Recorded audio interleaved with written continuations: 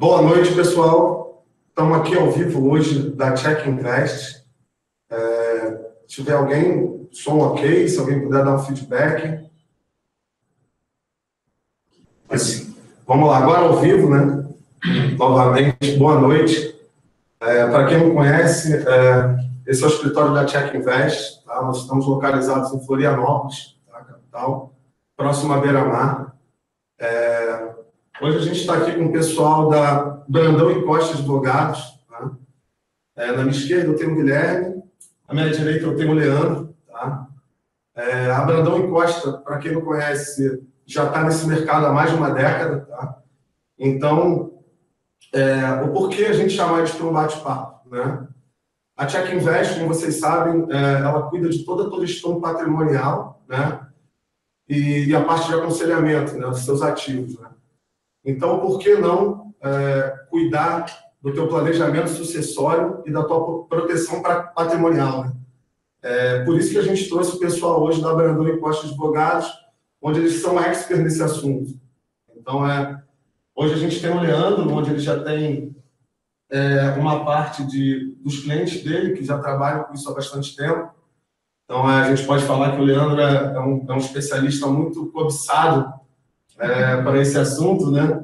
E ao meu lado tem o Guilherme, que, enfim, forma essa dupla do Brandão e advogados. Então, eu vou passar a palavra para eles falarem um pouquinho do que é esse planejamento sucessório, do que é essa proteção patrimonial, onde muita gente hoje ainda desconhece desse assunto, né?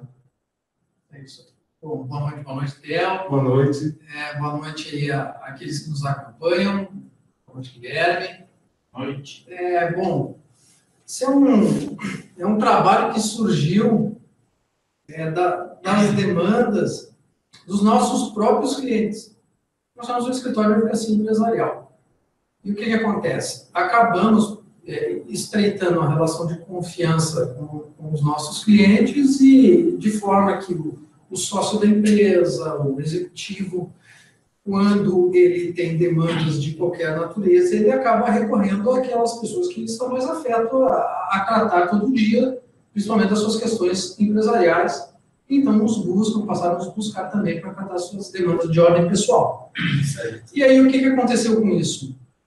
Aconteceu que nós começamos a acompanhar uma série de desdobramentos, né, que ocorrem na vida civil desses nossos clientes. E aí, diante disso, nós começamos a ser instados a resolver problemas na ordem de sucessão. O problema de sucessão ocorre quando há o evento morte, o falecimento de algum ente querido, normalmente do pai, da mãe, do progenitor, e aí as coisas começam a se desenrolar, às vezes, de uma forma não planejada, não esperada pelos nossos clientes. Existem outras questões também que suscitam hoje pensar em planejamento sucessório ou até mesmo proteção patrimonial. Nós temos a situação, por exemplo, dos divórcios, né? Regime de casamento, regimes de bens por ocasião do casamento.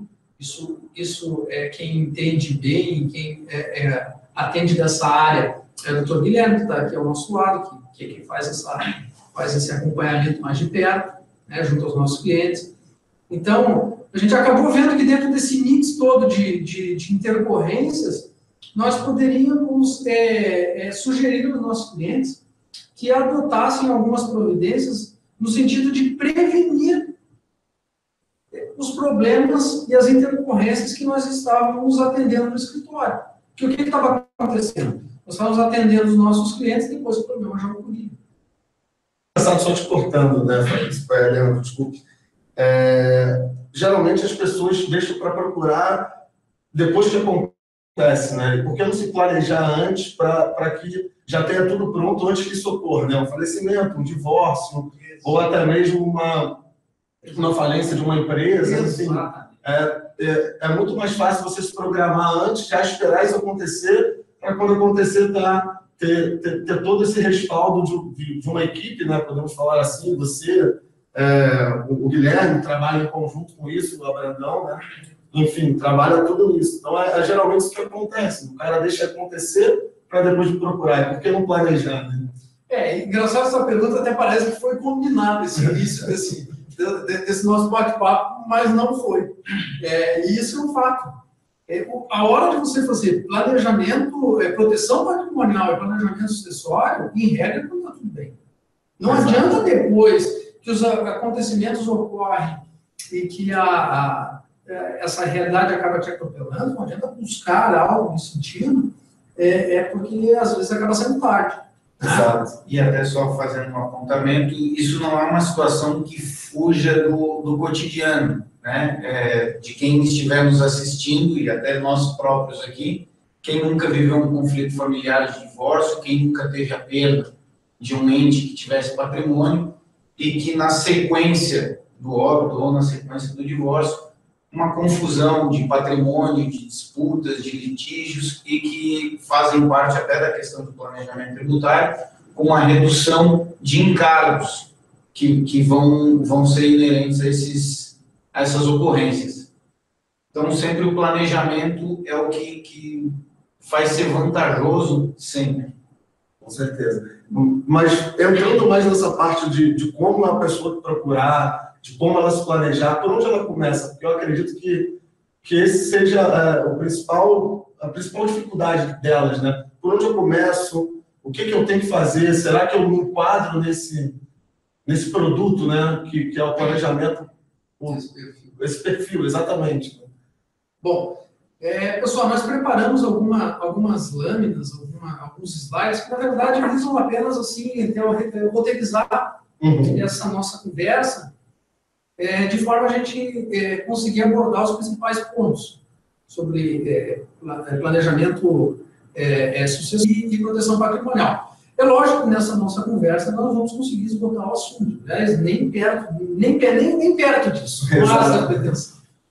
Mas nós vamos conseguir dar uma ideia para quem nos acompanha do que é que pode ser feito, de quais são as possibilidades que ele tem à sua mão. Então, nós vamos seguir assim, alguns slides apenas para roteirizar, para que a gente consiga destacar os principais pontos, e aí, de forma que aqueles que tiverem dúvidas e que nos acompanham, eles podem enviar perguntas, e também pode depois deixar o seu contato, que a gente acaba retornando, entrando em contato, e esclarecendo as questões mais específicas. Legal. Então, através dessas lâminas, a gente vai ter praticamente o caminho das pedras até... Exato. Vamos ter assim, uma ideia geral. Uma ideia geral. Tá, ok. Bom, vamos colocar aqui. Se você colocar para nós aí, nós já vamos...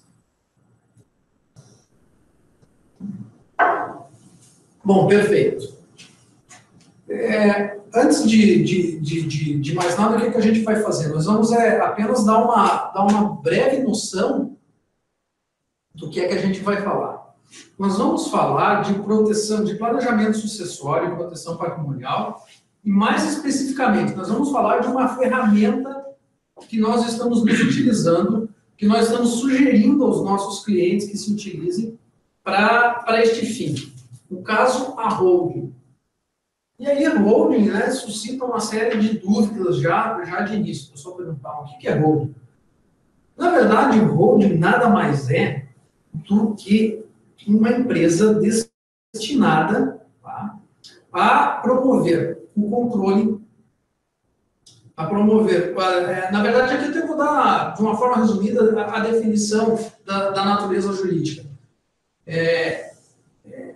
A holding não encontra definição própria no nosso ordenamento jurídico, porém definida em face do objeto social que explora. Ou seja, uma holding, o objetivo da holding é participação no capital de outras empresas, administração de bens próprios, entre outros, podendo assumir a forma de sociedade anônima, sociedade simples, sociedade limitada, EIRELI, entre outros. Isso em conformidade com os objetivos e necessidades analisados por ocasião da sua Constituição.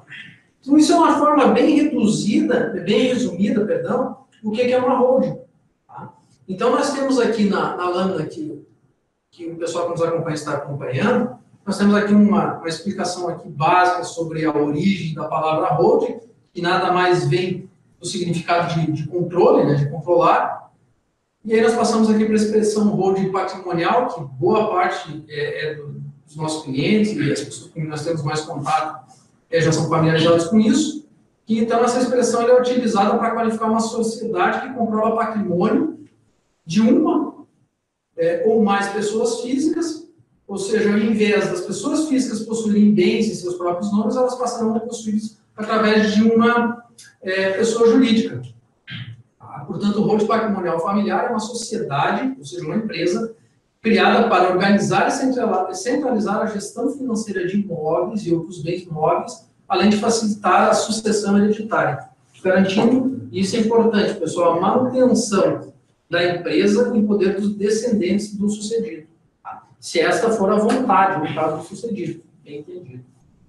Aí, seguindo aqui com a nossa lâmina, a gente destaca aqui que, na prática, com a criação de uma holding, os sócios, no caso de uma limitada, os acionistas, no caso de uma SA, passam a deter em seu patrimônio não mais bens móveis ou imóveis que possuíam, e sim cotas ou ações representativas do capital social da empresa. Enquanto os bens móveis e imóveis passam a ser de propriedade da holding por ela geridos. Isso é muito importante. Então, o que acontece, antes de chegar nesse ponto aqui, eu quero destacar que nós temos no Brasil também três espécies de holding. Nós temos a holding pura, que foi quando surgiu esse tipo societário, o objeto social se restringe à participação de capital social em outras sociedades em níveis suficientes para controlá-las, né?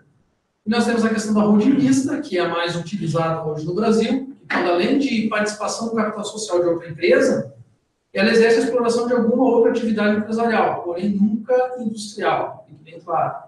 E aí a holding familiar patrimonial, que objetiva a concentração e proteção do patrimônio familiar, através de pessoa jurídica, para facilitar o controle centralizado e a gestão dos ativos com maiores benefícios fiscais, no caso de diminuição de impostos federais, estaduais e municipais, além da redução de riscos. Bom, aí nós temos a questão da natureza jurídica, que a gente já destacou antes, né? E nós temos aqui uma coisa que é importante falar nessa fase introdutória a respeito de holding, que é o princípio da autonomia. Qual é a primeira coisa que eu quero destacar?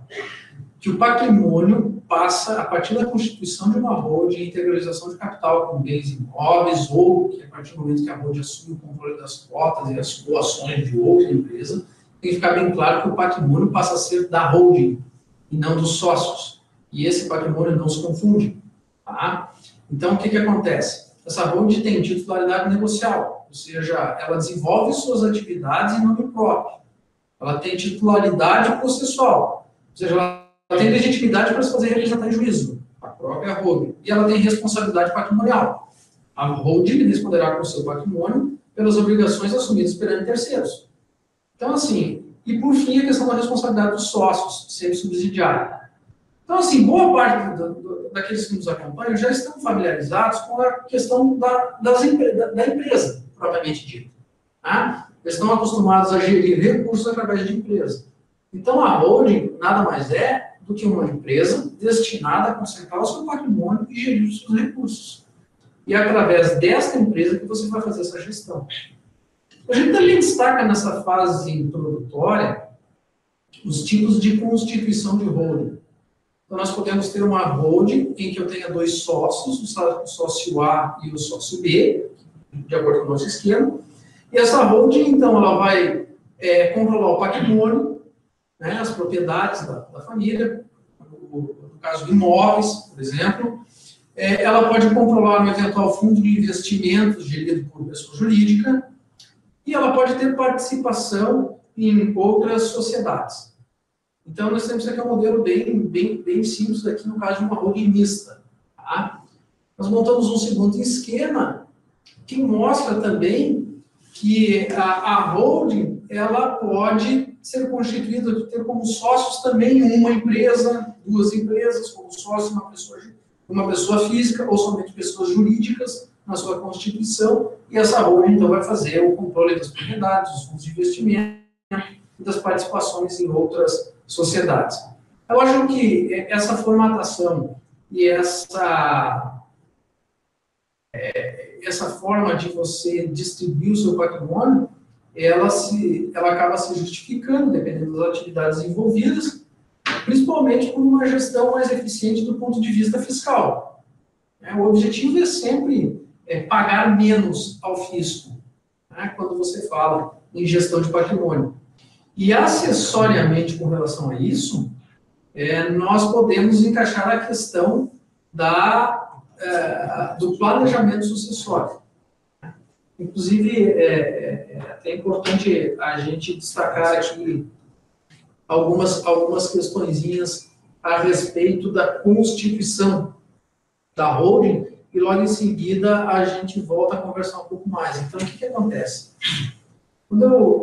Agora, assim, passando da questão geral de holding, que é o objetivo dessa parte introdutória, é deixar nivelar todos aqueles que nos acompanham dentro daquela questão básica do afinal de contas, o que é uma holding. Então, nós temos agora, a gente vai se deter, vai falar um pouquinho sobre a questão da holding patrimonial, tá? Deixando de lado mais aquela questão da holding pura, aquela que tem por objetivo único exclusivamente controlar cotas de capital social de outras empresas. Então, quais são os cuidados aqui que a gente acaba destacando quando você pensa em fazer a gestão do seu patrimônio, ou até mesmo quando você pensa em fazer um planejamento sucessório através de uma holding? Por que a gente diz isso? Primeiro, você pode fazer planejamento sucessório, por exemplo, via testamento. Tá? Aqui nós estamos tratando especificamente de uma das ferramentas que é a holding. O que é importante você observar na Constituição? A escolha do tipo societário. No início da nossa conversa, a gente disse, a holding pode ser uma limitada, a holding pode ser uma SA, né, e assumir os demais tipos societários permitidos pela nossa legislação. É que, de acordo com a definição do tipo societário que você vai fazer, é a forma como você vai conseguir regular o seu negócio. São os níveis de proteção que você vai conseguir incluir nessa tua holding. Então, por exemplo, você consegue, em algumas circunstâncias, através de uma limitada, por exemplo, obstar e impedir que outras pessoas ingressem no quadro societário da empresa. A não ser aqueles que você que constituiu a holding, que delimitou quem iria receber cotas de capital social, permite. Se você não permitir, ou se da forma como você desenhar, através de uma limitada, eu consigo impedir, então, obstar o ingresso dessas pessoas estranhas. Já no caso de uma holding de SA, a questão das ações, então, você acaba tendo na medida que eu tenho dificuldades para impedir esse ingresso de pessoas estranhas, por outro lado, eu consigo ter uma facilidade maior para transacionar essas ações. Então, depende muito do caso em concreto, do caso em específico a ser analisado, na natureza do patrimônio e do que é que você precisa fazer. Por isso que a gente fala sempre em planejamento. Não é uma receita de bolo, é uma coisa assim que tem que ser estudada, tem que ser olhada caso a caso. Então, a questão da criação de registro, governança corporativa, gestores, conselho fiscal, consultivo.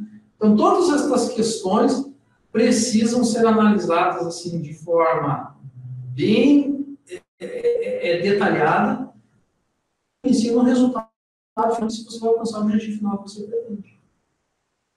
Não sei se tem alguma coisa, a pessoa tiver alguma dúvida, eu vou seguindo com a apresentação. Sim. Depois a gente abre um espaço para perguntas e respostas, e, enfim, acho que fica mais fácil para a gente esclarecer após a gente ter uma noção do contexto. Tá ok. Bom, Leandro, só dar uma interrompida também, eu acho que, até para ficar mais claro, se a gente puder introduzir um exemplo, para que quem está nos acompanhando consiga visualizar bem a empresa. Um exemplo lá, tem uma pessoa física, tem dentro do seu patrimônio apartamentos, tem um sítio, tem a casa de praia, tem 3 ou 4 filhos maiores, né? Aonde que ele se encaixaria para uma holding, né? Para ficar mais claro, acho que até fica melhor aí para o pessoal que está em casa acompanhando. Então, vamos tomar esse exemplo. Lá, todo o seu patrimônio lançado dentro do seu imposto de renda. Digamos, a casuística é farta. Muitos dos nossos clientes ainda gerem o patrimônio dessa forma. A gente tem proprietários de terras, você tem pessoal que tem 1, 2 ou 3 empresas, temos um pessoal que tem patrimônio imobiliário, que ainda gera isso de pessoa física, e que tem, de fato, 2, 3 sucessores, 3 filhos, né? Então, a holding, ela acaba se encaixando bem dentro disso, dentro desse cenário, primeiro porque ela consegue disciplinar a própria distribuição de lucros e dividendos que esse patrimônio vem entregar para o seu proprietário. Então, via holding, ele consegue fazer uma distribuição de lucros que hoje ainda é isenta no Brasil, né? Porque a voracidade fiscal do Estado aumenta cada dia, mas nesse sentido ainda se mostra extremamente vantajoso você oferir lucros e dividendos, por exemplo, dos imóveis que você loca, que você aluga, ao invés de recebê-los como pessoa física, você recebê-los como pessoa jurídica. A diferença de tributação é grande. Inclusive, logo adiante, a gente vai destacar, inclusive, alguns percentuais. A própria questão da empresa, você consegue disciplinar melhor a questão da governança corporativa da empresa, né? Você consegue, via holding, inclusive, se você tem um herdeiro, um sucessor que tem mais intimidade com uma parte da sua operação, do seu negócio, você consegue alocar responsabilidades e colocar este herdeiro já na gestão, da administração daquela parte do seu negócio. Isso é muito importante. E você prepara a sua sucessão em vida. Você acompanha o que está acontecendo em real time. O que evidentemente não acontece após a abertura do inventário. Então, via holding, você consegue ter mecanismos, através, por exemplo, de um acordo de cotistas, onde você delimita quem vai ficar responsável pela administração do que. Essa é uma forma, assim, que a gente consegue demonstrar de modo bem claro essa questão da holding patrimonial e de que forma você consegue se utilizar da holding patrimonial para fazer gestão de patrimônio e para fazer, junto com isso, planejamento sucessório. Bom, só para a gente não perder o gancho, um pouco você falou de holding, enfim, tem alguns curiosos aqui perguntando para vocês, né? A partir de quanto de patrimônio vale a pena fazer uma holding? Bom, a gente costuma dizer, depende do quanto você se preocupa com a sucessão. Assim, sobre a ótica da sucessão, propriamente dita, sempre vai ser vantajoso. Porque se comparado com o inventário, o custo hoje do inventário é altíssimo. Não só o custo do tempo, da possibilidade de conflito, tá? Dos próprios valores despendidos com honorários, com tributos, com custas judiciais, né? A demora. Principalmente a demora. Hoje nossos inventários, nós estamos falando aqui de Florianópolis, então nós temos muitas ações de inventário aqui e a gente tem acompanhado esses processos demorarem mais de uma década. Porto Alegre também, onde nós também temos sede, compartilha essa mesma realidade. Depois, quando eu falo de holding sobre a questão de planejamento fiscal, aí é interessante fazer a seguinte análise. Quanto eu estou hoje gastando, qual é o impacto que a tributação tem na minha atividade hoje, enquanto desenvolvida enquanto pessoa física ou de forma descentralizada, e qual é o impacto que ela vai ter depois da constituição de uma pessoa jurídica destinada para disciplinar esta atividade. Então, é preciso fazer um par comparativo e ver onde é que eu vou economizar. Porque o objetivo de qualquer planejamento, seja planejamento fiscal isoladamente, ou de forma isolada, ou seja, de proteção patrimonial, de outro viés, é uma questão de flutuação comparativa de valores. Bom, então, a gente pode falar que a holding seria a cereja do bolo, né? Para economizar, para se estruturar, para realmente estar... Atualmente é o mecanismo que nós encontramos e que nós estamos sugerindo aos nossos clientes com uma margem de segurança bem razoável, através de mecanismos, veja, lícitos, que fique bem claro, você consiga recolher, tributar menos, pagar menos imposto. E aí eu volto a frisar. Nós estamos falando aqui de mecanismos lícitos. Nós temos casos de clientes que o primeiro questionamento que fizeram para nós, quando sentamos para conversar sobre esse assunto, por exemplo, disse, olha, mas eu recebo os meus aluguéis, tudo na pessoa física e não declaro nada. O que a gente tem a dizer, é o seguinte, o fisco está cada vez mais sofisticado nas suas formas de atuação e de fiscalização. E não é por acaso que essa área do nosso escritório cresce cada dia mais, porque são cada vez mais notificações para prestar esclarecimentos, atuações e multas. Então, tudo funciona bem no determinado tempo. A hora que você é surpreendida pelo fisco, e aí é que a gente falou no começo da conversa, Exato. Aí já está feito o prejuízo, porque as multas são mais altas. Por isso que é importante se planejar antes de deixar correr, né? Com toda certeza.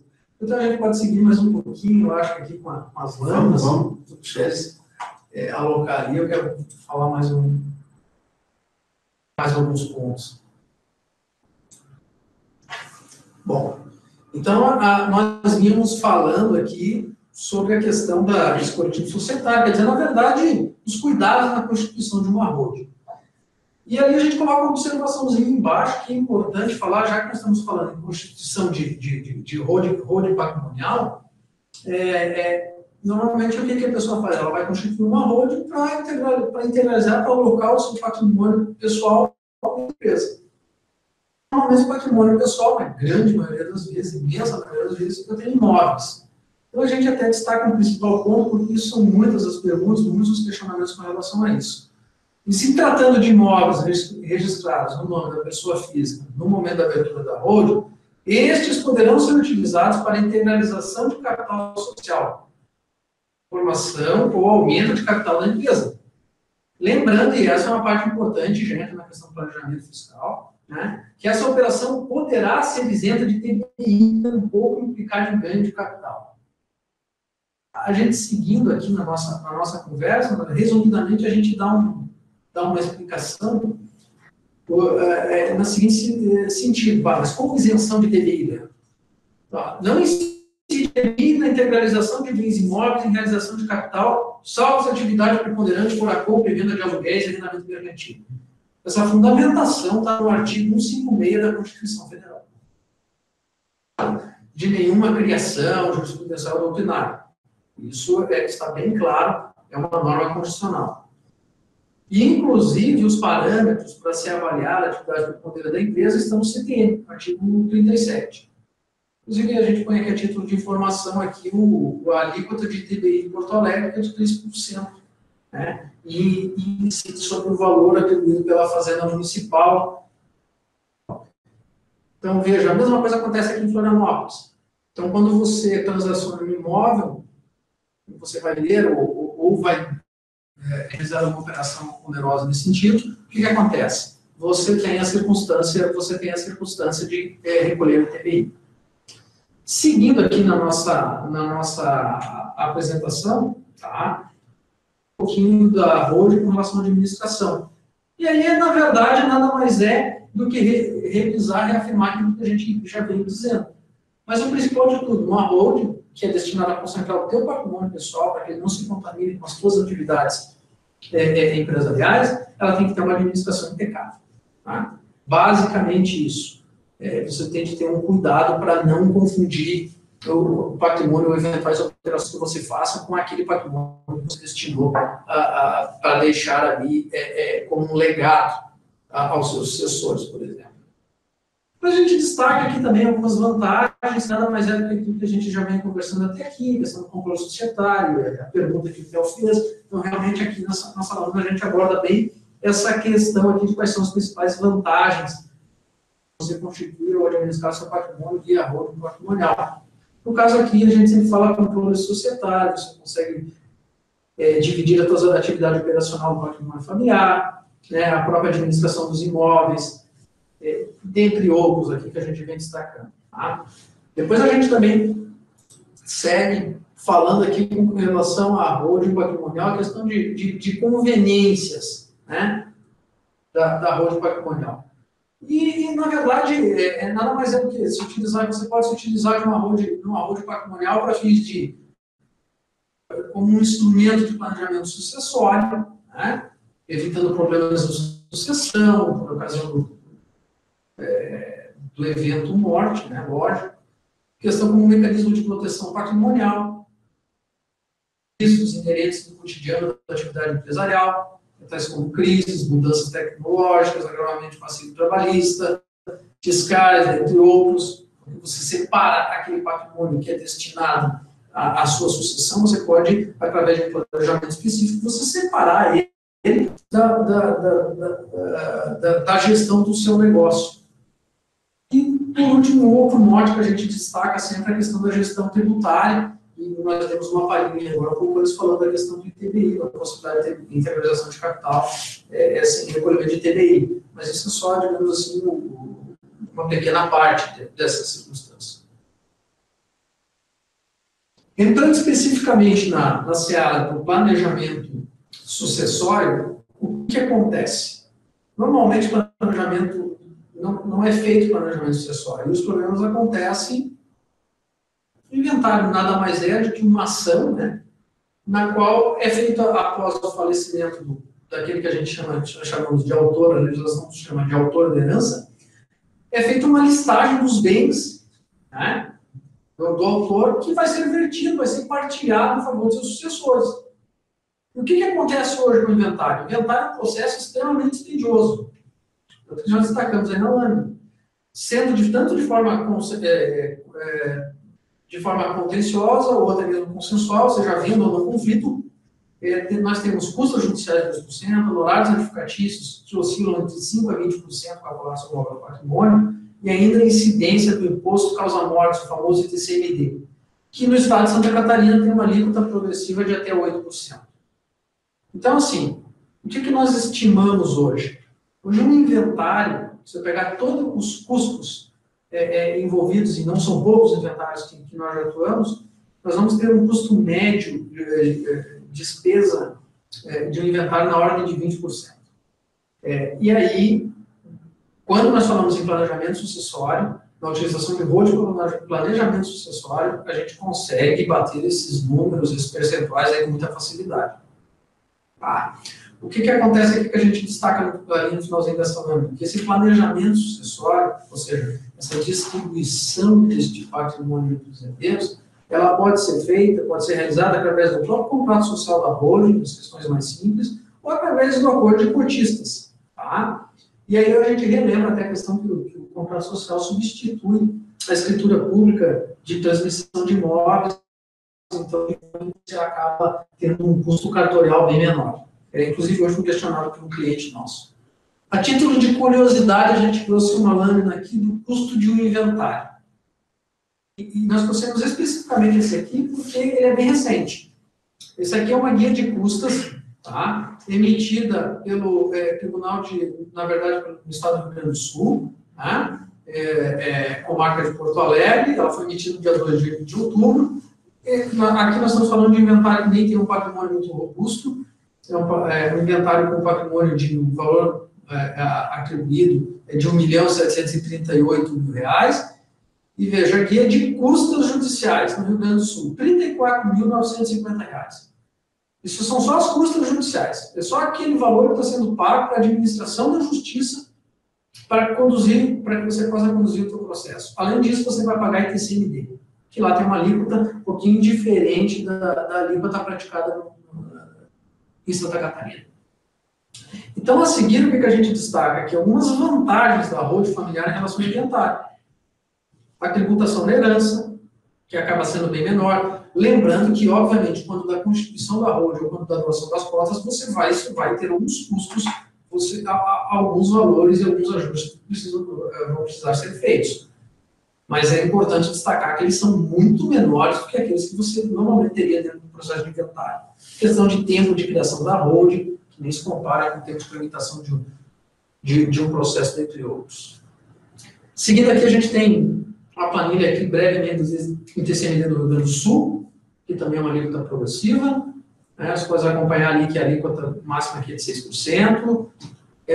O ITCMD do Estado de Santa Catarina, o nosso consegue ser mais alto, ele chega a 8%, e ainda tem multas, dependendo do prazo que você vai fazer o recolhimento. Também temos algumas notícias aqui sobre a intenção que o Estado, né, o Brasil, o Estado-nação, tem de aumentar a tributação.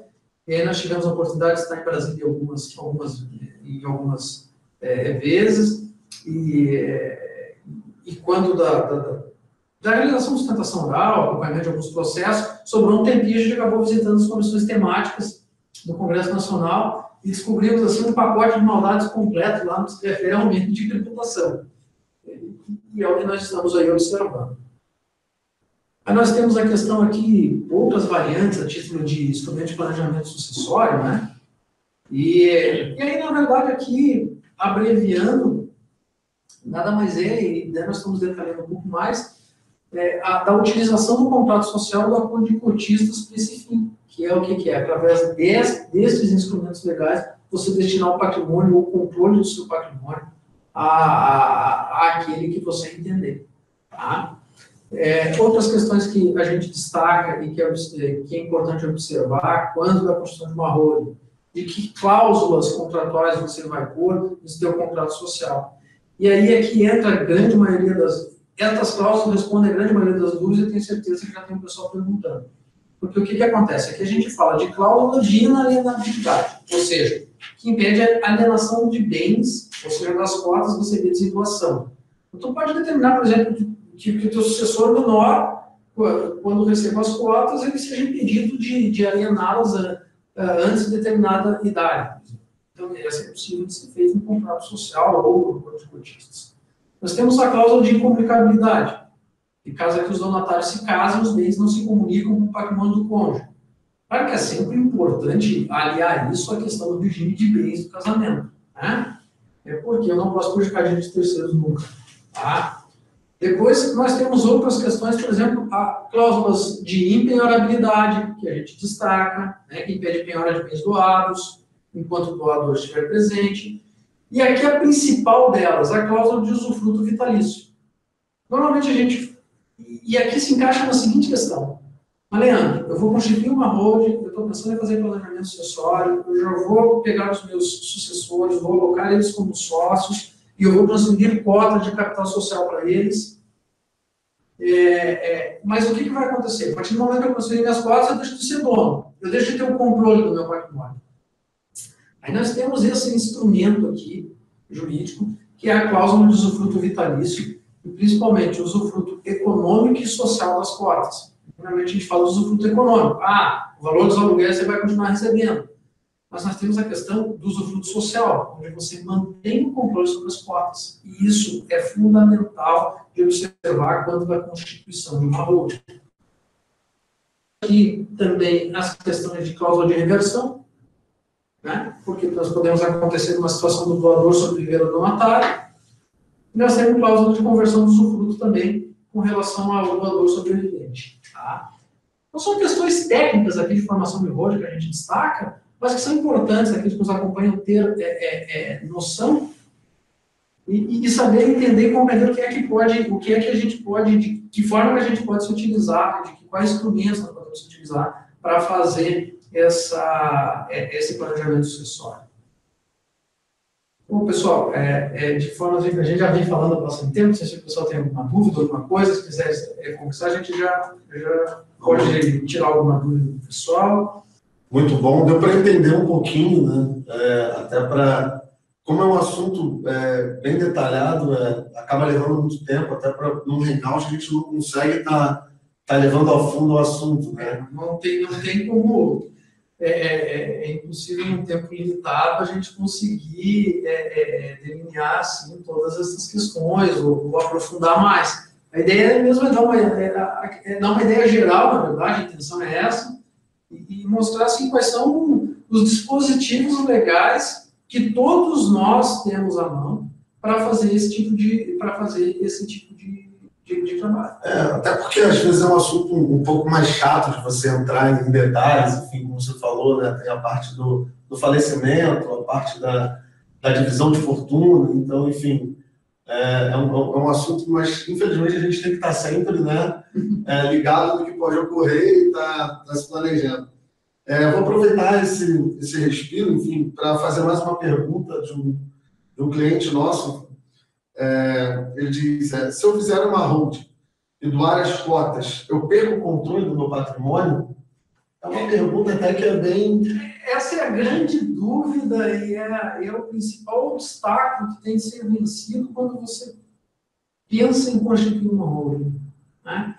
É você conseguir entender que há mecanismos hábeis, no caso a gente acabou de destacar a questão da cláusula de usufruto vitalício, que preserva justamente a gestão do patrimônio quando você estiver presente, enquanto os doadores estiverem presentes, ele vai preservar a gestão do patrimônio com o doador, inclusive os frutos percebidos desse doador, né? Seja rendimentos de fundos, de ações, seja rendimento de locação, né, de imóveis locados, a distribuição de lucros de outras empresas. Quer dizer, ele tem como manter não só o controle, como também o recebimento disso que nós chamamos, que juridicamente a gente dá o nome de frutos percebidos.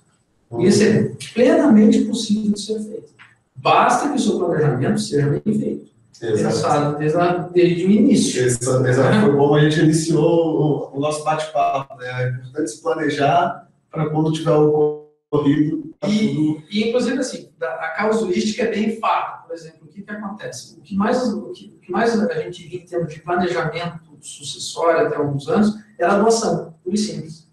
Então, o casal, o pai ou a mãe, entendiam em doar em favor dos filhos os imóveis que tinham, então doava um apartamento para um, a casa para o outro, a loja para o outro, o escritório para o outro, e faziam essa doação. Ou você tinha as cotas da empresa, e lá numa determinada altura da vida acabava se instaurando um conflito familiar, ou vinha faltar um dos doadores, e o outro doador acabava passando por dificuldades. Porque a partir do momento que eu faço uma doação em definitivo, de um imóvel, por exemplo, eu passo essa propriedade, e se não utilizar esses mecanismos que a gente está destacando aqui para preservar o controle disso, acabou. Você inverte a roda, você passa a depender dos seus sucessores. Exato.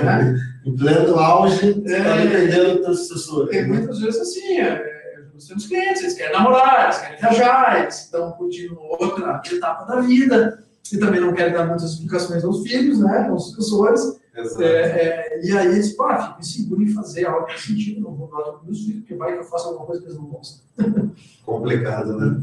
Mas eu acho que ainda tem um custo para isso, né? Para você, para uma holding. O que seria custo, até para a gente conseguir esclarecer isso, porque isso deve ser uma dúvida, né? Gastar quanto para organizar tudo isso? Não, assim, a gente tem isso não é uma fórmula estanque, né? Uhum. Então, não há uma receita de planejamento patrimonial, de planejamento sucessório, dependendo da análise do caso em concreto, você tem uma dificuldade para estabelecer um valor exato, né? Alcançar o target, o alvo.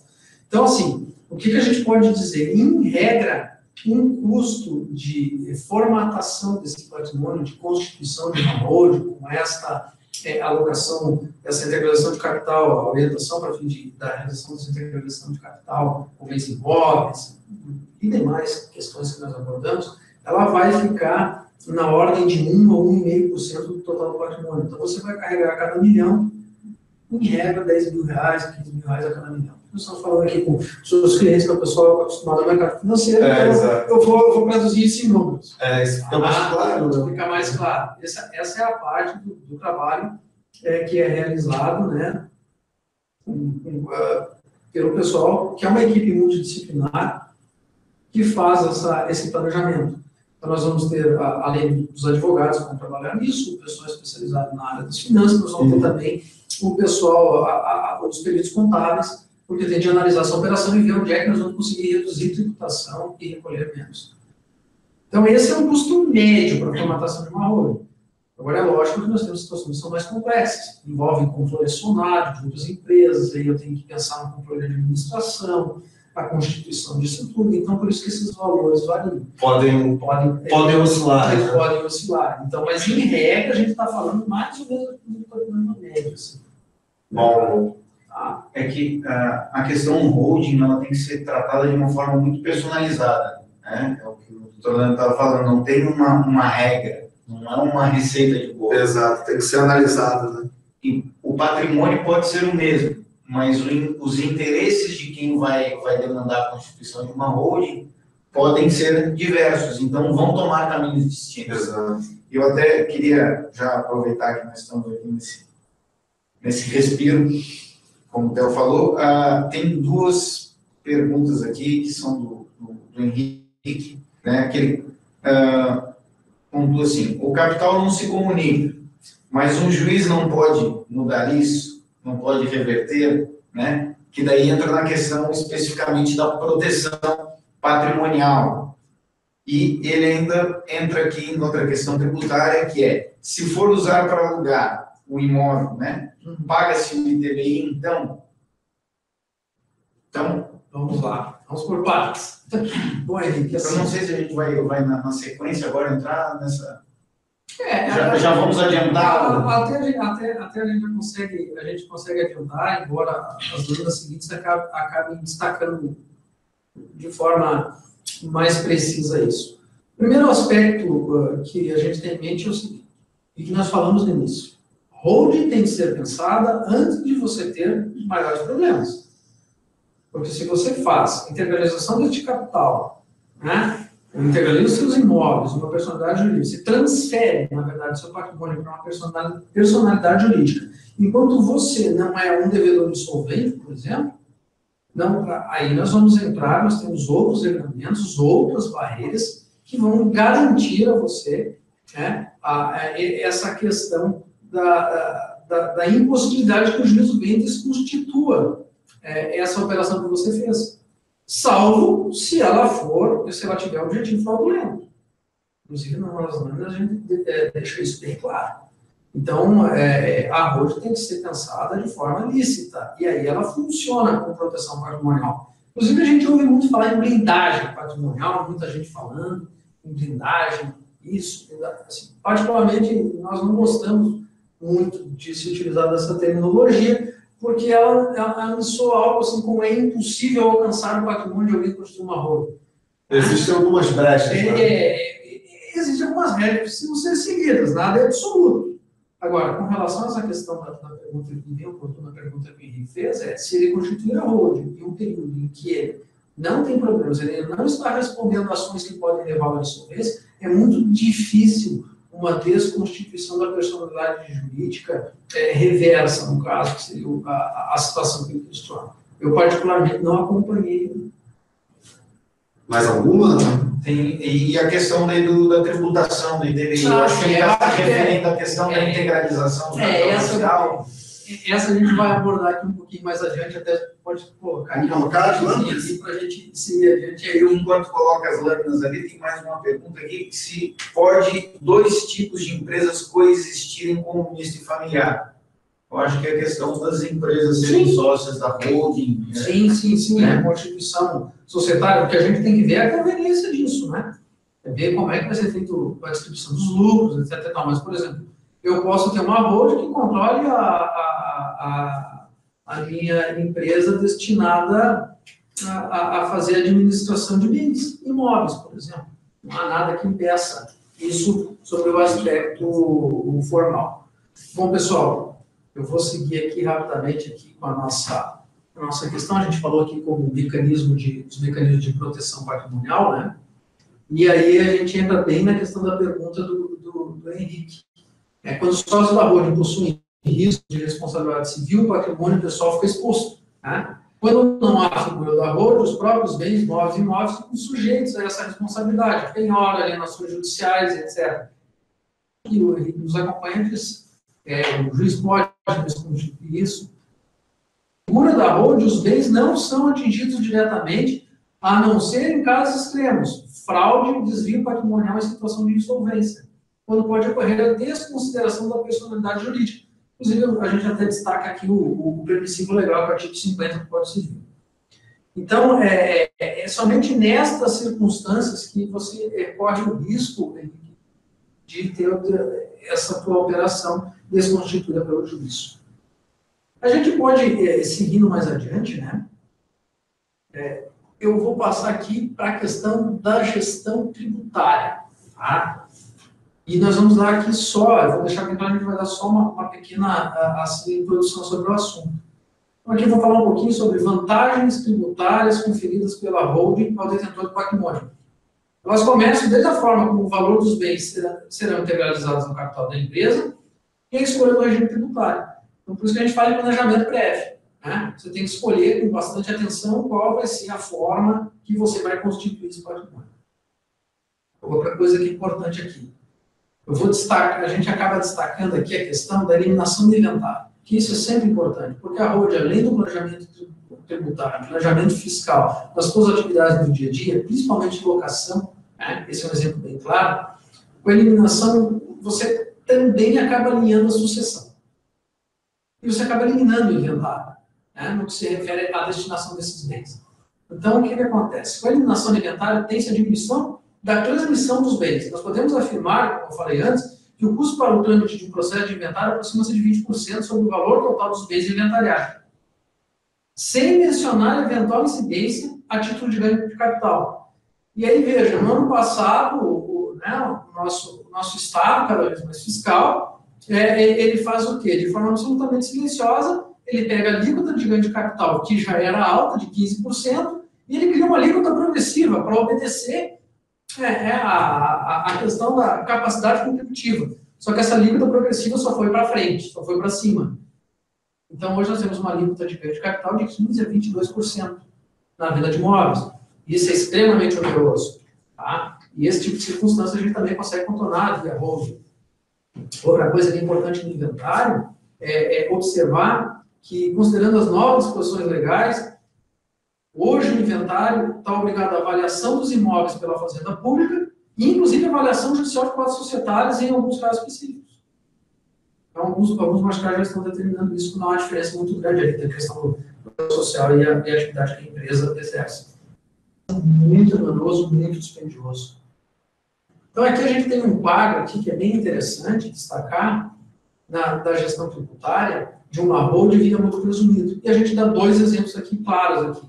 Na questão de venda e outras operações onerosas, né? O que é que nós temos aqui? Eu tenho um impacto total aqui de tributação de 5,93%, no caso de venda e outras operações onerosas, e eu tenho, no caso de locação, arrendamento de imóveis, de 11,33%. Evidentemente, aqui tem uma outra regrinha aqui, bem clara aqui, com a questão ao adicional 10%, mas o que fica claro? É muito mais baixo do que você, por exemplo, receber e tributar aluguéis via pessoa física. Ou pagar um eventual ganho de capital na venda dos bens imóveis. Tá? Então, assim, aqui a gente apenas destaca aqui diferenças, aqui, o que você pode fazer a título de gestão tributária. Ainda sobre este aspecto da gestão tributária, a gente, por exemplo, dá mais alguns destaques aqui com relação à receita de aluguéis, que é aquilo que a gente já destacou, a questão do ganho de capital, né? Inclusive, destaca, por exemplo, que hoje, para evitar a apuração do ganho de capital, dá a possibilidade de destacar o imóvel do ativo imobilizado da empresa, transferindo para a conta do ativo circulante. Isso aqui é um julgado do CARF, que é o Conselho Administrativo da Receita Federal. Então, é importante destacar que já há decisões autorizando medidas nesse sentido. Seguindo aqui o nosso mote aqui, que a gente falou, que o pessoal disse, Leno, mas nós estamos falando de aluguel. Hoje eu recebo via pessoa física e não tenho maiores problemas. Bom, a gente aqui destaca aqui uma ferramenta que a Receita Federal está se utilizando, que é o famoso T-Rex, que nada mais é do que um núcleo de inteligência artificial que está fazendo a descentralização. Eles estão fazendo o quê? Eles estão fazendo o cruzamento de todos os dados, todas as declarações que estão sendo feitas. Isso hoje, obviamente, eles têm que ter uma nota de corte, e a tendência é que eles passem a ser cada vez mais rígidos com relação à fiscalização e passem a acompanhar, inclusive, a nossa movimentação bancária, né? Já fazem isso real time. Então, é possível que essas nossas tentativas, assim, não muito usuários não vão pagar menos imposto, deixem de êxito em breve. Exato. Tá cada vez eles estão cada vez mais inteligentes, então, enfim, tem que se planejar. Né? Vamos usar esse trocadilho, eu acho que fica mais... A gente tem que ter em mente duas coisas, né? Na verdade, você tem em mente que duas coisas, na verdade, são inevitáveis na vida. Morte e impostos. Exato. E preparar para esses dois eventos. Esse nosso bate-papo aqui de hoje realmente teve um enfoque aqui, embora de forma abreviada, a gente procurou passar por alguns pontos de modo mais passando, para que não fique cansativo, até porque isso aqui é matéria para a gente fazer vários bate-papos e abordar questões em específico. Sim. E como o Dr. Guilherme destacou, todo o planejamento sucessório, todo o planejamento na ordem de proteção patrimonial, até mesmo de gestão tributária, ela é personalíssima. Então, a pessoa tem que sentar, tem que conversar, tem que explicar como é que está a formatação do patrimônio, como é que é o núcleo familiar, eu tenho filhos, eu tenho filha, é casado, não é casado, por que cada um faz, quem que é envolvido com a atividade da empresa, quem que não é, quem que eu quero deixar como sucessor da empresa, quem que eu quero oferecer patrimônio para ele, mas ele não tem intimidade, não sente bem, por exemplo, o desenvolvimento de uma atividade, mas faz uma coisa mais bem feita.